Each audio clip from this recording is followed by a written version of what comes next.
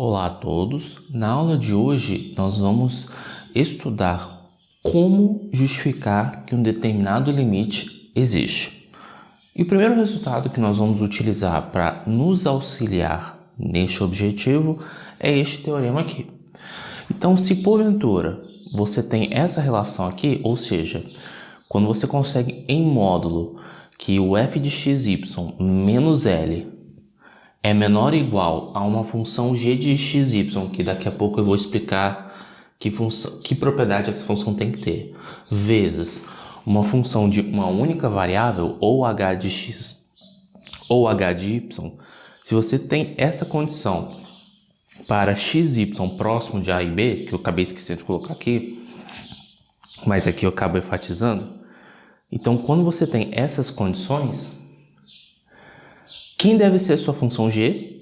A sua função g tem que ser uma função limitada, ou seja, g de xy tem que ser menor ou igual a m para todo xy próximo de a e b. E a sua função h, ela tem que tender a zero. Ou seu h de x tende a zero, ou seu h de y tende a zero. Então aqui eu estou dizendo que é essa expressão menor ou igual a g vezes h de x ou g vezes h de y. Em outras palavras, se essa função é limitada e essa função vai para zero, isso quer dizer o quê? Que isso aqui indo para zero força essa expressão tender a zero. E qual é a conclusão? Que o limite quando o xy tende a b do f de xy é igual a L. Então, o que nós devemos fazer é, dada a nossa função, que nós queremos calcular o limite, a gente subtrai pelo nosso candidato. Então, a gente pode particularizar um caminho para justamente descobrir quem é o nosso candidato L. E uma estratégia que podemos fazer para justificar que esse limite realmente tem como resultado L é você limitar ele por uma função que é limitada multiplicado por uma função de uma única variável que tende a zero. Então vamos para o nosso exemplo. Então nós vamos para o nosso primeiro exemplo, vamos calcular este limite aqui. Primeiro, se a gente for particularizar um caminho, por exemplo, fixando y igual a zero e fazendo x tender a zero, ao substituir y por zero, percebe-se que o limite dessa expressão, para esse caminho particular, vai dar zero. Então eu vou tentar limitar a expressão da função 3x² vezes y sobre x² mais y² menos zero. Eu vou tentar limitar ela por uma função de duas variáveis que ela seja limitada multiplicado por uma função de uma única variável que tenda a zero. Só que se vocês observarem direitinho, pela propriedade aqui, como aqui é uma multiplicação, eu posso separar da seguinte forma: 3 vezes x² dividido por x² mais y² multiplicado pelo módulo de y, ou seja, eu posso botar esse y para cá. E aí observe o seguinte: essa função aqui, 3x² sobre x² mais y², se a gente observar direitinho a propriedade dessa função, isso aqui é a mesma coisa que 3 vezes módulo de x² mais y², porém, não importa o valor de xy, mesmo que seja, nesse caso eu só estou preocupado em xy próximo de 0, 0, mas aqui até é válido para todo xy, né?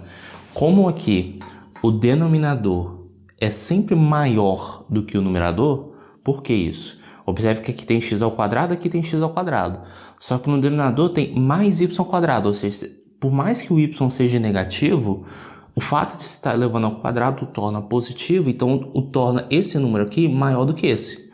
E quando o denominador é maior que o numerador, quer dizer que o número, como um todo, ele é menor ou igual a 1. Ou seja, ele é menor ou igual a 3 vezes 1, que é 3. Em outras palavras, aquele nosso m pode ser o 3, por exemplo, e o módulo de y ele tende a zero, é uma função de uma única variável que está dependendo só de y. Então, aqui a gente fala que essa função é limitada, essa função tende a zero. Portanto, esse limite é igual a zero. Vamos para mais um exemplo. Nosso próximo exemplo, limite quando x e y tende a 0, 0 dessa função. Se a gente for particularizar um caminho, fixando y igual a 0 e fazendo o x tender a 0, aqui vai ficar seno de x ao quadrado sobre x ao quadrado. Bem, um pouquinho mais de conta, percebe-se que o resultado vai dar 1, né? Porque lembra muito aquele limite fundamental, né? Do seno de θ sobre θ quando θ tende a 0.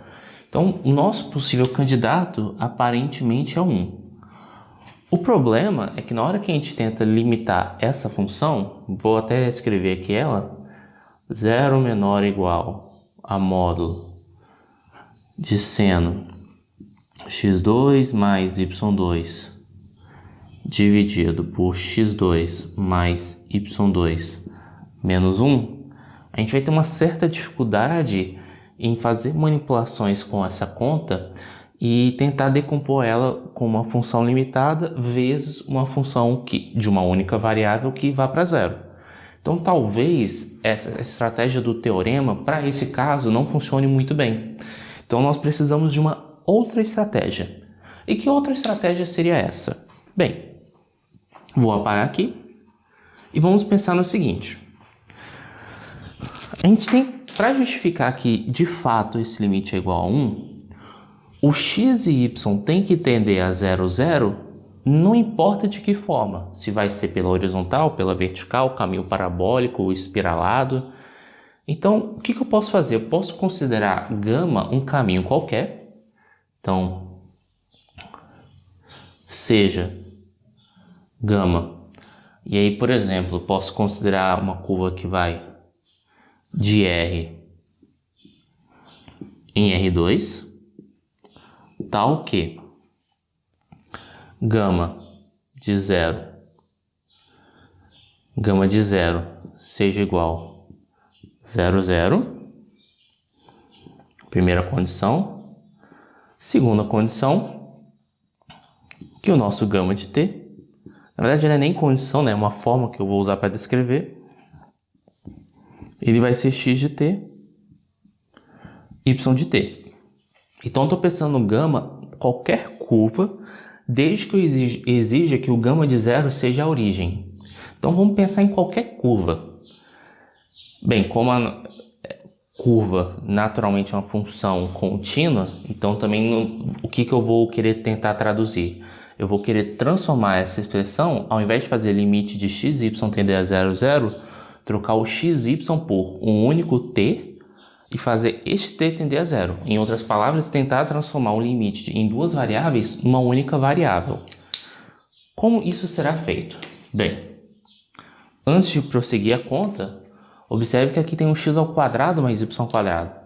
Se a gente calcular a norma de gama de t, isso é exatamente raiz quadrada de x ao quadrado. Vou omitir o t aqui, né? Só para poder facilitar a didática. Raiz de x ao quadrado de t mais y ao quadrado de t. Em outras palavras, eu posso elevar ao quadrado aqui, apago a raiz quadrada. E aí o que a gente pode enxergar aqui é que aqui a gente pode traduzir essa expressão como limite quando t tende a 0, seno de gama, norma de gama de t ao quadrado, dividido pela norma de gama de t ao quadrado. Porque x ao quadrado mais y ao quadrado é a norma de gama de t ao quadrado. Agora aqui nós estamos numa situação mais confortável. Por quê? Porque esse gama de t é qualquer curva e a gente está num ambiente de uma única variável. Só que quando você tem uma grandeza que vai para zero, seno de uma grandeza que vai para zero, e aqui a mesma grandeza que está indo para zero, então a gente pode traduzir isso como... Bem, acho que só para ficar mais didático, né? Vamos fazer uma mudança de variáveis, chamando o U de norma de gama de t ao quadrado, né? Norma de gama de t ao quadrado. Então, aquele limite acima vai ficar limite quando u tende a zero, seno de u dividido por u. Agora sim, estamos no cálculo 1, limite fundamental, o resultado é igual a 1.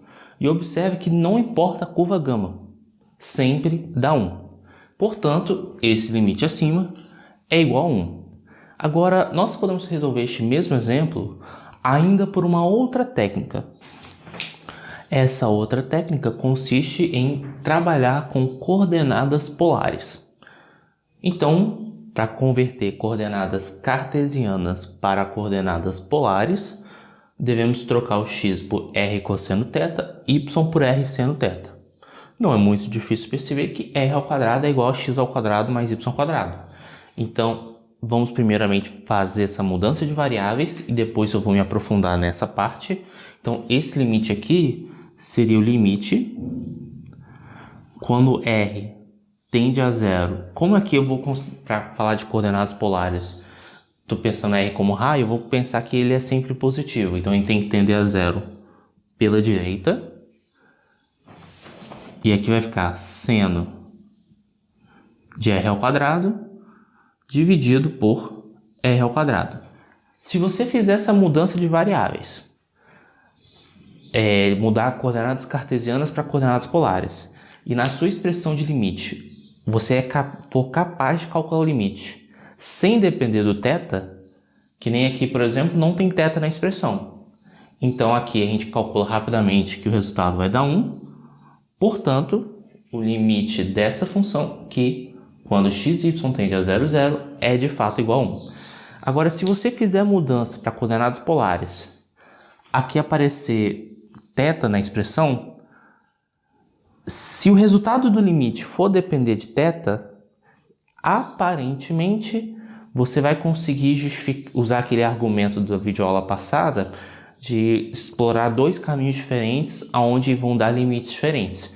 Agora, mesmo que apareça θ na expressão do limite, se você for capaz de calcular o limite quando r tende a zero pela direita e esse resultado não depender do θ, então esse limite existe e vai assumir aquele valor proposto. Por que isso? Porque pense no seguinte: estamos num plano cartesiano que é o nosso domínio. Então aqui é eixo x, aqui é eixo y. E aí você tem o 0, 0. Aproximar da origem via coordenadas polares é você simplesmente fazer o r tender a zero. Só que como aqui nós temos o θ, você dizer que não depende do θ quer dizer o quê? Que cada ponto aqui no plano cartesiano ele tem um raio e ele tem um ângulo. Você dizer que você está se aproximando da origem sem depender do θ quer dizer que você pode escolher qualquer tipo de caminho que para a função não importa. Não importa se você vai fazer isso, não importa se você vai fazer, por exemplo, começar o θ grande aqui e depois fazer alguma coisa assim. O fundamental é, se o r tende a zero na sua expressão e a sua expressão não está dependendo do θ para o cálculo do limite, então então o limite realmente assumirá o valor que você obteve ao fazer essa substituição. É que em situações gerais, às vezes pode ser complicado você trabalhar com coordenadas polares. Então, com base no que a gente acabou de ver na videoaula de hoje, vou fazer um resumo. Para calcular limite quando xy tende a 0, 0, vou particular aqui o caso 0, 0. Caso você queira trabalhar com a, b, é só fazer uma mudança de variáveis. Então, caso você queira calcular o limite quando xy tende a 0, 0 de f de xy, em que você queira comprovar que o resultado dá L, na aula de hoje nós aprendemos 3 técnicas. Primeiro, você limita a sua função f de xy menos L por uma função de duas variáveis que é limitada, ou seja, isso tem que ser menor ou igual a algum número m, multiplicado por alguma função de uma única variável que tenda a zero. Pode ser h de x ou pode ser h de y.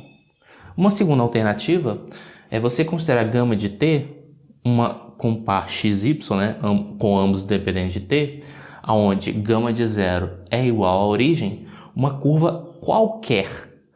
E ao trabalhar com essa curva qualquer, você justificar que não importa a curva, o limite de f de, vamos dizer assim, f de gama de t vai ser de fato igual a L, né? Você trocar o xy por gama de t.